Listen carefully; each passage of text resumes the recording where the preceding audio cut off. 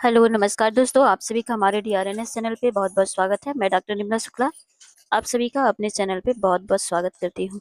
आज हम पढ़ने वाले हैं सेकंड क्लास हमारी चलने वाली है गोदान की, जिसमें से फर्स्ट पार्ट में हमने सभी पात्रों को, शहरी पात्रों को और ग्रामीण पात्रों को दोनों को देख लिया था। उनके बारे में भी देख लिया था। पूरा उपन्यास किस पर आधारित है, किन समस्याओं पे है, इस पे भी चर्चा हो चुकी है पिछले वीडियो में। तो जिन लोगों ने पिछली वीडियो नहीं देखी तो वो जाकर के चैनल पे पिछली वीडियो देख ले। आज हम कुछ पढ़ने वाले हैं इसके महत्वपूर्ण जो तत्व हैं और महत्वपूर्ण पंक्तियां जो कि एग्जाम में पूछी जाती हैं, क्योंकि अगर हम उपन्यास पढ़ने बैठेंगे तो 300 साढ़े 300 के लगभग ये पूरा उपन्यास है। तो लाइन लंबाई लाइन पढ़ेंगे तो 2-3 महीने तो इसी को पढ़ने में ही लग जाएगा। तो जो महत्वपूर्ण फैक्ट्स हैं जिनको पढ़ने से हमें उपन्यास समझ में आ जाए, इतना ही हम पढ़ेंगे एग्जाम के नज़रिए से, क्योंकि पूरा उपन्यास पढ़ना पॉसिबल नहीं है। ठीक है, तो जिन लोगों ने भी गुजरात सेट का फॉर्म भरा हो, राजस्थान सेट का फॉर्म भरा हो, या आने वाले एमपी सेट का फॉर्म भरा हो, या यूजीसी नेट की तैयारी कर रहे हैं, वो सभी लोग चैनल को लाइक शेयर सब्सक्राइब कर ले और अपनी तैयारी को स्टार्ट कर दें। चलिए पढ़ना स्टार्ट करते हैं। इसके पहले की क्लास में हमारे 2 उपन्यास हो चुके हैं। एक तो हमारा हो चुका है देवरानी जेठानी की कहानी और दूसरा हो गया परीक्षा गुरु। तीसरा हमारा चल रहा है गोदान। ठीक है, कुछ तथ्य। सेमरी और बेलारी गांव में 5 मील का अंतर है। देखिए, इस उपन्यास में जो है 2 गांवों का जिक्र किया गया है, जिसमें से सेमरी और बेलारी। बेलारी और सेमरी जो दोनों गांव के बीच में फासला है, जो अंतर है, वो सिर्फ 5 मील का ही है। ठीक है, पेन कॉपी लेकर के आप लोग बैठा करो और जो भी मोस्ट इम्पोर्टेंट फैक्ट रहा करें उनको नोट डाउन कर लिया करिए। ठीक है, स्वराज, स्वाधीनता भारत और हंटर पत्रों का उल्लेख। सेमरी में लखनऊ 20 कोस दूर है। ठीक है ना, अब सेमरी से लखनऊ कितनी किलोमीटर की दूरी पे है? सेमरी जो है वो लखनऊ से 20 मील की दूरी पे है। ठीक है, 2 हमारे बन रहे हैं। दोनों गांव के बीच में जो अंतर है वो 5 मील का है और सेमरी से लखनऊ की दूरी जो है वो 20 कोस की है। हजरतगंज और अमीनाबाद का उल्लेख किया गया है। ठीक है, ये बहुत ही मोस्ट इम्पोर्टेंट, ये जब पूरे तथ्य जो पढ़ रहे हैं हम गोदान के, very very very most important है, वेरी मोस्ट। ठीक है, हजरतगंज और अमीनाबाद का उल्लेख है। एनटीए का जिस तरह से एग्जाम में क्वेश्चन पूछने का नजरिया है, तो वो यहाँ से पूछ सकता है कि गोदान उपन्यास में किस स्थलों का उल्लेख किया गया है। एक लखनऊ आ गया, हजरतगंज आ गया और अमीनाबाद। ठीक है ना, एक और किसी को देकर के छांटने के लिए बोल देगा कि इसमें से कौन सा नहीं है। ठीक, अब चलते हैं महत्वपूर्ण उद्धरण के बारे में। ठीक है, धनी कौन होता है इसका कोई विचार नहीं करता है, वह जो अपने कौशल से दूसरे को बेवकूफ बना सकता है। कौन बोलती है? गोविंदी कहती है, किससे? मेहता से। जब दूसरे के पांवों तले अपनी गर्दन दबी हुई हो तो उन पांवों को सहलाने में ही कुशल है। ये होरी कहता है, किससे? धनिया से। विनम्रता से विनम्रता के इस अथाह सागर में सुहाग की वह तृण था जिसे पकड़े हुए वह सागर को पार कर रही थी। ठीक, अभी कौन किससे कहता है? आगे है, दरिद्रता में जो एक प्रकार की दूरदृष्टता होती है, वह निर्लज्जता जो तगजे, गाली और मार से भी भयभीत नहीं होती, उसे उसे प्रोत्साहित किया। बरसों से जो साध मन को आंदोलित कर रही थी, साधे हुए मन को जो है वो आंदोलित कर रही थी, उसने उसे विचलित कर दिया था। आशा में कितनी शुद्धा है। किसान पक्का स्वार्थी होता है, इसमें संदेह नहीं है। उसकी गांठ से रिश्वत के पैसे बड़ी मुश्किल से निकलते हैं। मतलब उसकी गांठ, मतलब समझ रहे हो आप, मुट्ठी से। भाव भाव ताल में भी वह चौक कर होता है। ब्याज की एक एक पाई पर छुड़ाने के लिए, पकड़ने के लिए वह महाजन की घंटों जो है क्या करता है? चरौरी करता है। ये देखिए, कुछ जो ग्रामीण क्षेत्र की भाषा है उसका यहाँ पे प्रयोग किया गया है। ग्रामीण अंचल का भी प्रभाव, जिस परिवेश में जो उपन्यास लिखा जाता है तो उस परिवेश का, उस माहौल का, वहाँ की स्थिति का, बोलचाल, भाषा, सबका ही प्रभाव पड़ता है। ठीक है ना, ये नॉर्मली सी बात है हर क्षेत्र में। जब तक पक्का विश्वास न हो जाए वह किसी के फुसलाने में नहीं आता है, लेकिन उसका संपूर्ण जीवन प्रकृति से स्थायी संयोग है। वृक्षों में फल लगते हैं, उन्हें जनता खाती है। खेतों में अनाज होता है, वह संसार के काम आता है। मेघों से वर्षा होती है, उससे पृथ्वी तृप्त होती है। ऐसी संगति में गाय के थन से जो गाय के थन में दूध होता है वह खुद पीने नहीं जाती है, दूसरे ही पीते हैं। मेघों से वर्षा होती है, उससे पृथ्वी तृप्त होती है। ऐसी संगति में कुसंगित स्वार्थ के लिए कहाँ स्थान है। होरी किसान था और किसी के जलते हुए घर से हाथ सेकना उससे सीखा भी नहीं था। ठीक है ना। होरी जो है वो क्या था, किसान था और किसी के जलते हुए घर में हाथ सेकना उसे सीखा नहीं था कि किसी का घर जल रहा है तो मैं जाके अपनी ठंड का मतलब हाथ सेक लूं। ठीक। संकट की चीज संकट की चीज लेना पाप है। संकट की चीज लेना पाप है। यहाँ पे कुछ समझ में नहीं आया, टाइपिंग एरर हो गई है क्या? 1 मिनट रुकिएगा, मैं बुक ही खोल लेती हूँ। लगता है यहाँ पे टाइपिंग कुछ एरर हुआ है, देख लेती हूँ। 1 मिनट, ज्यादा टाइम नहीं लगेगा। ये तो हो गया कथा सार। कथा सार की वह महत्वपूर्ण हो नहीं, ठीक है, यही था। संकट की चीज लेना पाप है, वह बात जन्म जन्मांतरों से उसकी आत्मा का अंश बन गई थी। ठीक। सेमरी और बिलारी दोनों अवध प्रांत के गांव है। ये ठीक है ना, ये बहुत most very most important line है। क्या कि सेमरी और बिलारी दोनों जो है किस कहाँ के ग्रामीण क्षेत्र है, मतलब कहाँ के गांव है, तो अवध के हैं। ठीक है ना। अवध में ये 2 गांव आते हैं, सेमरी और दूसरा क्या है, बिलारी। ठीक है। होरी बिलारी में रहता है। होरी जो है वो बिलारी गांव में रहता है। राय साहब अमरपाल सिंह सेमरी में रहते हैं। ठीक। संपत्ति और शाहिदता में बैर है। हम भी दान देते हैं, धर्म करते हैं, लेकिन जानते हो क्यों? केवल अपने बराबर वालों को नीचा दिखाने के लिए नहीं। हमारा दान और धर्म कोरा अहंकार है, विशुद्ध अहंकार है। हम में से किसी पर डिग्री हो जाए, कुर्की आ जाए, बकाया मलगुजारी की इल्लत में हवालात हो जाए, किसी का जवान बेटा मर जाए, किसी की विधवा बहू निकल जाए, किसी के घर में आग लग जाए, कोई किसी बेश्या के हाथों उल्लू बन जाए या अपने असामियों के हाथों पिट जाए, तो उसके और सभी भाई उस पर हंसेंगे, बगले बजाएंगे, मानो सारे संसार की संपदा मिल गई। और मिलेगे तो इतने प्रेम से कि जैसे हमारे पसीने की जगह खून बहाने को तैयार हो। मतलब ठीक है ना, अपने में ही चापलूस लोग छुपे रहते हैं, कुछ भी हो जाए उन्हें कोई फर्क नहीं पड़ता, लेकिन सामने से ऐसे दिखाएंगे, ऐसे बनेंगे, लगेगा कि आपका पक्का आपका हितैषी ही है। राय साहब किसे कहता है? राय साहब कहता है होरी से, क्योंकि होरी बहुत ही भोला है। लेकिन धनिया जो इसकी पत्नी है वो बहुत ही चतुर चालाक समझदार है।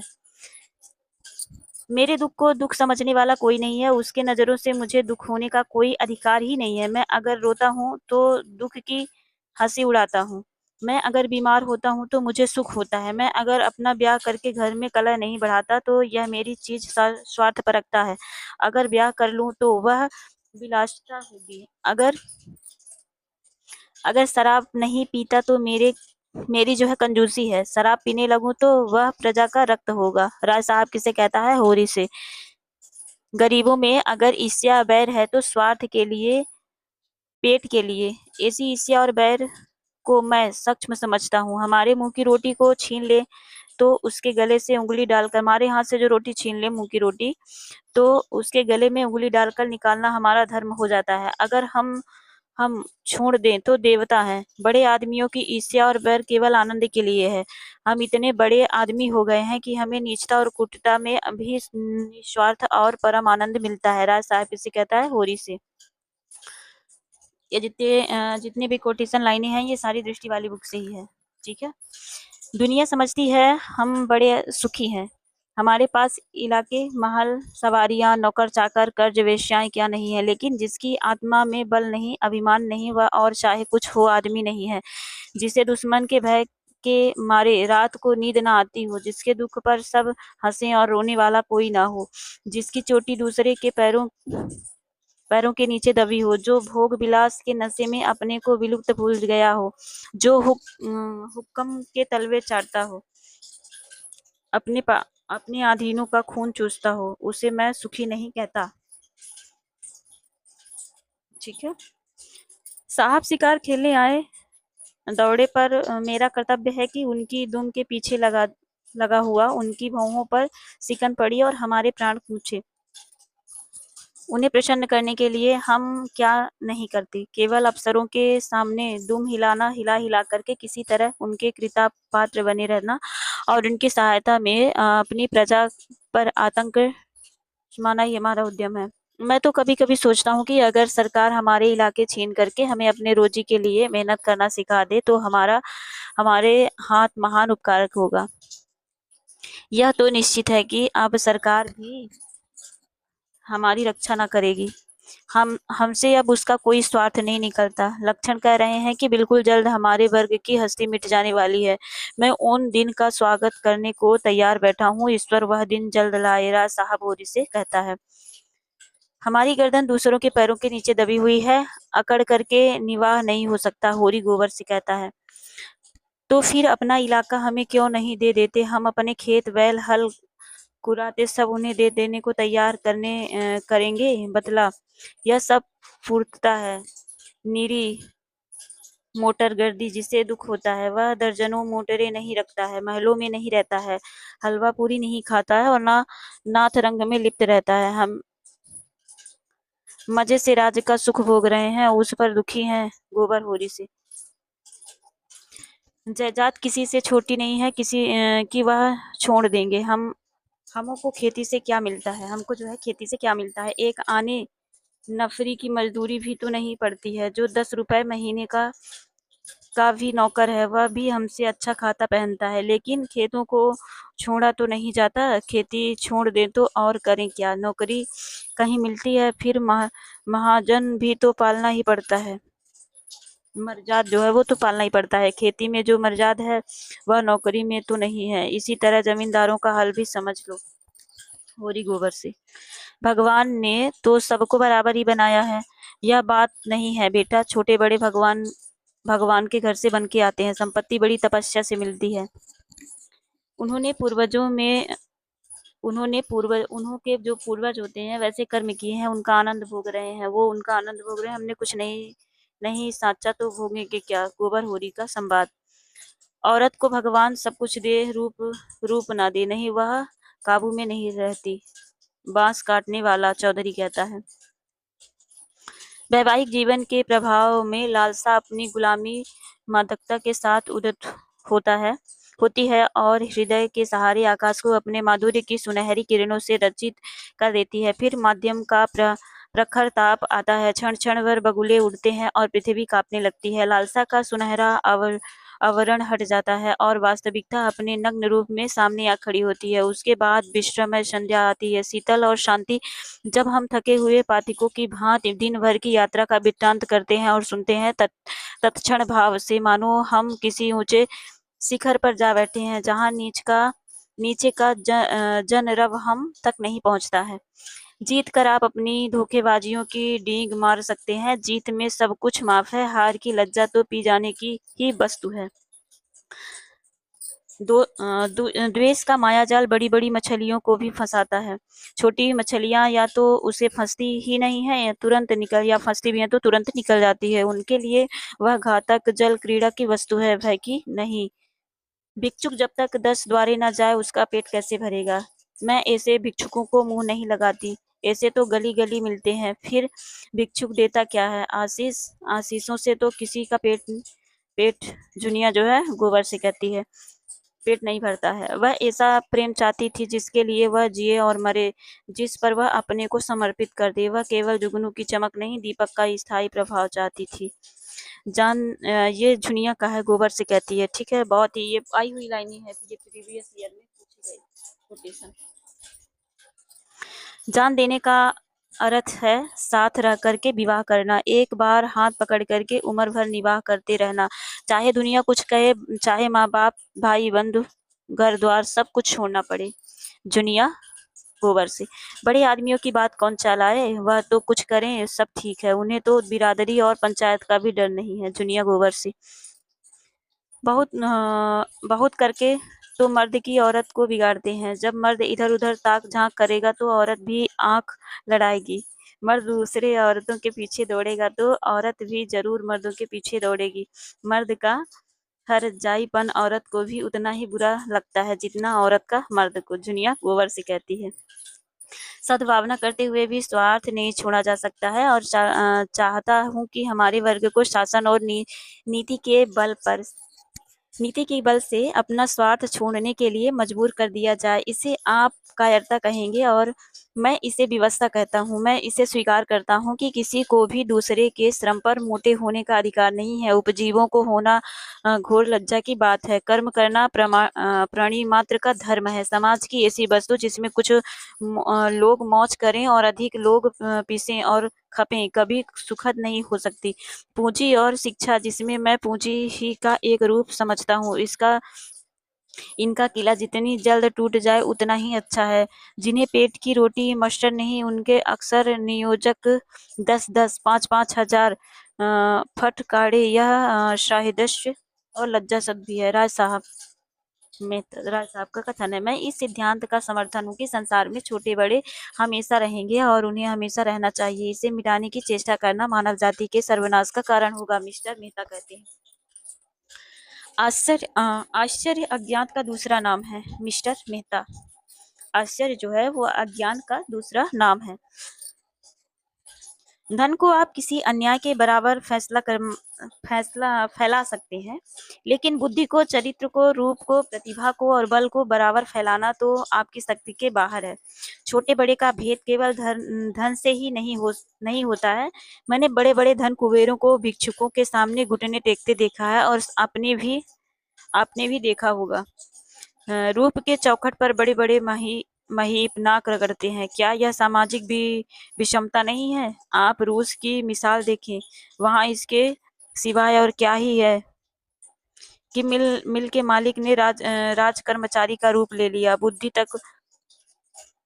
तब भी राज करती है, आज भी करती है और हमेशा करेगी। मिस्टर मेहता,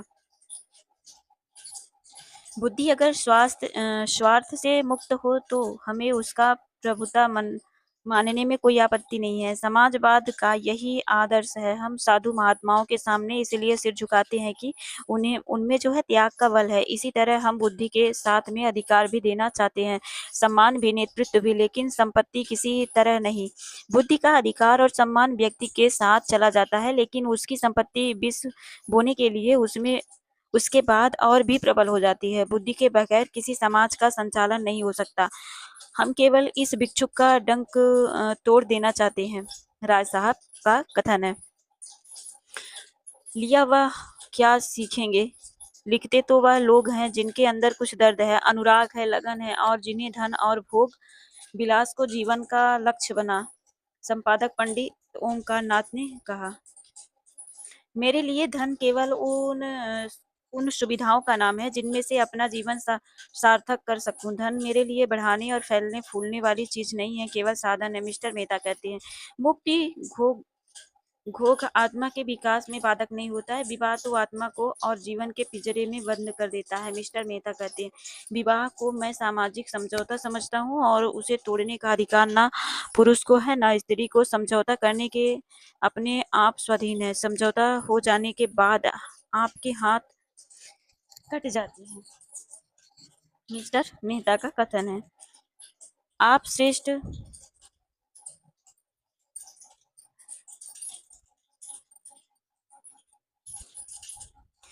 आप श्रेष्ठ किसे समझते हैं, विवाह जीवन को या अविवाहित जीवन को? समाज की दृष्टि से विवाहित जीवन को, व्यक्ति की दृष्टि से अविवाहित जीवन को। मालती जो है मेहता से कहती है, मैं उस आदमी को आदमी नहीं समझता जो देश और समाज की भलाई के लिए उद्योग ना करे और बलिदान जो है वो ना करे। मुझे क्या अच्छा लगता है कि निर्जीव किसानों का रक्त चूसो और अपने परिवार वालों की वासनाओं की तृप्ति के साधन जुटाओ, मगर करूं क्या? जिस व्यवस्था में पला और जिया, उससे घृणा होने पर भी उसका मोह त्याग नहीं कर सकता, और उसी चरखे में रात दिन पड़ा रहता हूँ कि किसी तरह इज्जत आबरू बची रहे और आत्मा की हत्या न होने पाए। राय साहब, मुझे इस डेमोक्रेसी में भक्ति नहीं रही है। जरा जरा सा काम और महीनों की बहस, हाथ जनता की आंखों में धूल झोंकने के लिए अच्छा स्वाग है। इससे तो अच्छा है कि एक गवर्नर रहे और वह हिंदुस्तान हो जाए। अंग्रेजी इससे वह बहस नहीं। एक इंजन की जिस गाड़ी को बड़े मजे से हजारों मील खींच ले जा सकती है, उसी 10,000 आदमी मिल करके भी उतनी तेजी से नहीं खींच सकते हैं। मैं तो यह सारा तमाशा देख करके कौशल से बेरोजगार हो गया। मेरा बस चले तो मैं कौशल में आग लगा दूं, जिसे हम डेमोक्रेसी कहते हैं। वह व्यवहार में बड़े बड़े व्यापारियों और जमींदारों का राज्य है, और कुछ नहीं। चुनाव में बड़ी वही बाजी ले जाता है जिसके पास रुपए हैं। रुपए के में जोर से उसके लिए सभी सुविधाएं तैयार हो जाती हैं। बड़े बड़े पंडित, बड़े बड़े मौलवी, बड़े बड़े लिखने और बोलने वाले, जो अपनी जबान और कलम से पब्लिक को जिस तरह चाहे फेर दें। सभी सोने के देवता के पैरों पर माथा रगड़ते थे। मिर्जा खुर्शीद कहता है, घर में तलाशी होने से इसकी इज्जत जाती है। अपनी मेहरिया को सारे गांव के सामने लतियाने से इसकी इज्जत नहीं जाती है। धनिया कहती है, ये हत्यारे गांव के मुखिया हैं, गरीबों का खून चूसने वाले। सूद ब्याज, टेढ़ी सवाई, नजराना, घूस घास जैसे भी हो, गरीबों को लूटें। उसी तरह सुराज चाहिए।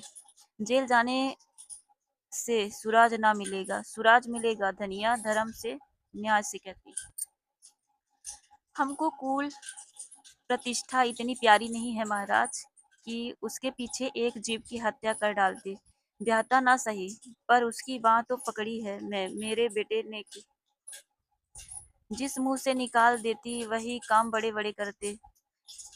मुदा उससे कोई नहीं बोलता, उन्हें कलंक ही नहीं लगता। धनिया माता दिन से, पंचों गरीबों को सता करके सुख न पाओगे, इतना समझ लेना। हम हो मिट जाएंगे, कौन जाने इस गांव में रहें या ना रहें, लेकिन मेरा सारा तब तुमको भी जरूर से जरूर लगेगा। धनिया कहती है, हमें नहीं रहना है बिरादरी में। बिरादरी में रह करके हमारी मुकुट जो है वो ना हो जाएगी। अब भी अपने पसीने की कमाई खाते हैं, तब भी अपने पसीने की कमाई खाएंगे। धनिया, बिरादरी उनके जीवन में वृक्ष की भांति जड़ जमाए हुए थी, और उसके नसों में, उसे रोम में बिछी हुई थी। मन पर जितना ही गहरा आघात होता है, उसकी प्रतिक्रिया भी उतनी ही गहरी होती है। मोस्ट इम्पोर्टेंट लाइन है ये सारे कोटेशन जो जनता के द्वारा। इन लोगों ने जितना भी खाया, उतना अब हमें पानी भी मशर नहीं है। लोग कहते हैं भारत धनी होता रहा है, हो रहा है, होता होगा। हम तो यही देखते हैं कि इन बुड्ढों जैसे जीवट के जमीन भी आज मुश्किलों से निकलेंगे। जनता मेरे जेहन में और औरत वफा और त्याग की मूर्ति है, जो अपने बेजवानी से, अपने कुर्बानी से अपने को बिल्कुल मिटा करके पति की आत्मा का एक अंश बन जाती है। देह पुरुष की रहती है, पर आत्मा स्त्री की होती है।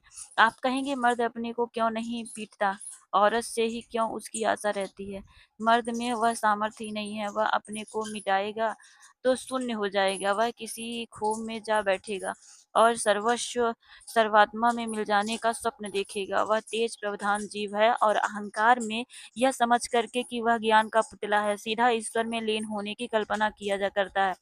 स्त्री पृथ्वी की भांति धैर्यवान है, शांति संपन्न है, सहिष्णु है। पुरुष में नारी के गुण आ जाते हैं, वह महात्मा बन जाता है। नारी में पुरुष के गुण आ जाते हैं तो वह उल्टा हो जाती है। मेहता मिर्जा खुर्शीद से कहता है, आपके पास दान देने के लिए दया, श्रद्धा है, त्याग है। पुरुष के पास दान के लिए क्या है? वह वह देता नहीं है, लेता है। वह अधिकार के लिए हिंसा करता है, संग्राम करता है, कलह करता है। मेहता का भाषण है, मैं प्राणियों के विकास में स्त्री के पद को पुरुषों के पद से श्रेष्ठ समझता हूँ। उसी तरह जैसे प्रेम और त्याग और श्रद्धा को हिंसा और संग्राम और कलह से श्रेष्ठ समझता हूँ। अगर हमारी देवियां सृष्टि और पालन के देव मंदिरों से हिंसा और कलह के दानव श्रेष्ठ में आना चाहती हैं तो उससे समाज का कल्याण न होगा। मैं इस विषय में दृढ़ होता हूँ। पुरुष ने अपनी अभिमान में अपनी कीर्ति को अधिक महत्व दिया है। वह अपने भाई का स्वप्न छीनकर और उसका रक्त बहा करके समझने लगा उसने बहुत बड़ी विजय पाई। जिन शिशुओं को देवताओं ने अपने रक्त से सिरजा और पाला, उन्हें बम और मशीन गन और सशस्त्र ट्रकों का शिकार बना करके वह अपने को विजेता समझता है। और हमारी ही माताएं उन्हें माथों का केस का तिलक लगा करके और उसे अपने आशीषों का कवच पहना करके हिंसा क्षेत्र में भेजती हैं।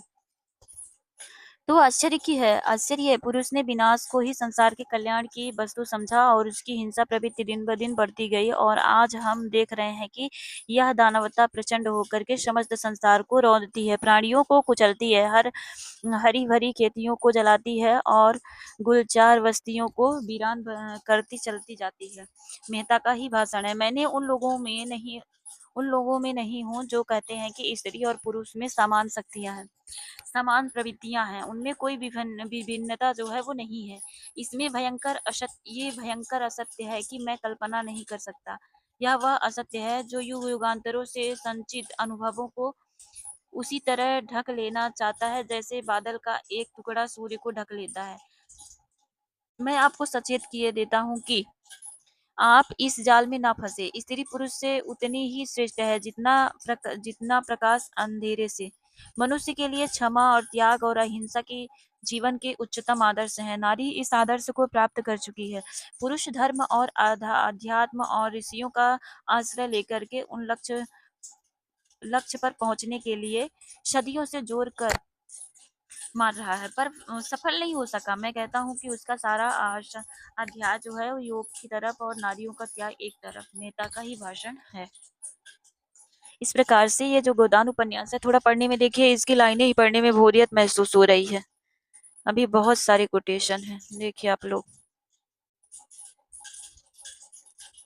थोड़ा जो मोस्ट इंपॉर्टेंट लगते हैं उनको पढ़ देती हूँ, ठीक है। किसान के लिए जमीन जान से भी प्यारी है, कुल मर्यादा से भी प्यारी, ठीक है। किसने कहा था, ये लाइनें नहीं दी हुई, किसने कहा था, सोना शायद चलिए से बोली थी। खतरे में हमारी चेतना अंतर्मुख हो जाती है। पालने से तो ईश्वर प्रसन्न होता है, मगर मनुष्य धर्म जो है पालने से क्या होता है, ईश्वर प्रसन्न हो जाता है। अज्ञात की भांति ज्ञान की भी सरल निष्कपट एक सुनहले स्वप्न देखने वाला होता है। मानवता में उसका विश्वास इतना दृढ़, इतना सजीव होता है कि वह इसके विरुद्ध व्यवहार को अमानुषी समझने लगता है। वह यह भूल जाता है कि भेड़ियों ने भेड़ों की निरीहता का जवाब सदैव पंजों और दांतों से दिया है। वह अपना एक आदर्श संसार बना करके उसको आदर्श मानवता से दबाव करता है और उसी में नग्न रहता है। यथार्थता कितनी आगम में कितनी दुर्बोध, कितनी अप्राकृत है, उसकी ओर विचार करना उनके लिए मुश्किल हो जाता है। जिसे सच्चा प्रेम कह सकते हैं, केवल एक बंधन में बंध जाने के बाद जो है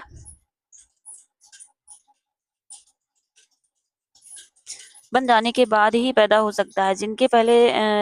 इसके पहले जो प्रेम का होता है वह तो रूप की शक्ति मात्र है जिसका कोई टिकाव नहीं, मगर इसके पहले यह निश्चित हो तो कर लेना ही था कि पत्थर साहचर्य के खराद पर चढ़ेगा। इससे खरादे जाने की क्षमता है, तभी पत्थर को खराद पर चढ़कर सुंदर मूर्तियां नहीं बन सकती है। प्रकृति से स्पर्श होते ही जैसे मुझसे नया जीवन आ जा सकता है, वह नस नस में स्फूर्ति छा जाती है। एक एक पक्षी, एक एक पशु जैसे मुझे आनंद का निमंत्रण देता हुआ जान पड़ता है, मानो भूले हुए दुखों की याद दिला रहा हो। यह आनंद मुझे और कहीं नहीं मिलता, मालती संगीत के रुलाने वाले स्वरों में भी नहीं, दर्शन की ऊंची उड़ानों में भी नहीं। जैसे अपने आप को पा जाता हूँ वैसे पक्षी अपने घोंसले में आ जाते हैं। मेहता मालती से। संकटों में ही हमारी आत्मा को जागृत मिलती है। मिर्जा साहब की धारणा थी कि रूप के बाजार में वही स्त्री आती है जिन्हें या तो अपने घर में किसी कारण से सम्मानपूर्ण आश्रय नहीं मिलता या जो आर्थिक कष्टों से मजबूर हो जाती है, और अगर यह दोनों प्रश्न हल कर दिए जाएं तो कम औरत इस भांति पवित्र है। मेहता का ख्याल था कि मुख्यतः मन के संस्कार और भोग लालसा ही औरतों को इस ओर खींचता है। हर एक काम एक ऐसी चीज होती है जिसे उसकी आत्मा कह सकती है। मिर्जा, मैं नहीं समझती तुम किस तर्क से इस दान प्रथा का समर्थन कर रहे हो। मनुष्य जाति को इस प्रथा ने जितना आलसी और मुक्तखोर बनाया है, और उसके आमतौर पर जैसा आपत किया उतना अन्याय ने भी नहीं किया होगा, बल्कि मेरे ख्याल से अन्याय में मनुष्य जाति में विद्रोह की भावना उत्पन्न करके समाज का बड़ा उपकार किया है। मेहता, मालती जो है वो मेहता से कहती है, यही संसार में गऊ बनने से काम नहीं चलता है। जितना दबो उतना ही लोग दबाएंगे। थाना, पुलिस, कचहरी, अदालत सब है हमारी रक्षा के लिए, लेकिन रक्षा कोई नहीं करता है। चारों तरफ लूट है। जो गरीब है, बेकश है, उसकी गर्दन काटने के लिए सभी तैयार रहते हैं। भगवान ना करे कोई बेईमानी करे, इसका बड़ा पाप है। लेकिन अपने हक और न्याय के लिए ही लड़ना उसे भी बड़ा न लड़ना उससे भी बड़ा पाप है। राज सेवक कहता है, राम सेवक, यहाँ तो जो किसान है वह सबका नरम चारा है। पटवारी को नजराना और दस्तूरी ना दें तो गांव में रहना मुश्किल है। जमींदार के चपरासी और करिंदों का पेट ना भरे तो निवाह ना होगा। थानेदार और कम्युनिस्ट तो जैसे उससे आदि हैं। ठीक है, देख लेना आप लोग। बस ये लास्ट है। मोटे वह होते हैं जिन्हें ना ऋण का सोच होता है ना इज्जत का। इस जमाने में मोटा होना बे, बे, बेहयाई है। 100 को दुबला करके तब एक मोटा होता है। ऐसे मोटेपन में क्या सुख? सुख तो जब है कि सभी मोटे हों। होरी हीरा से कहता है, जो कुछ अपने से नहीं बन पड़ा उसी के दुख का नाम तो मोह है। पले हुए कर्तव्य और निपटाए हुए कामों का क्या मोह? मोह तो उन अनाथों को छोड़ जाने में है जिनके साथ हम अपना कर्तव्य ना निभा सकें। इन अधूरे अशुभों से है जिसे हम ना पूरा कर सकें। इस तरह से यह क्लास जो है गोदान उपन्यास हमारा संपूर्ण होता है। जिन लोगों को क्लास समझ में आए, अच्छा लगे, लाइक शेयर एंड सब्सक्राइब करना और नोट्स बना लेना।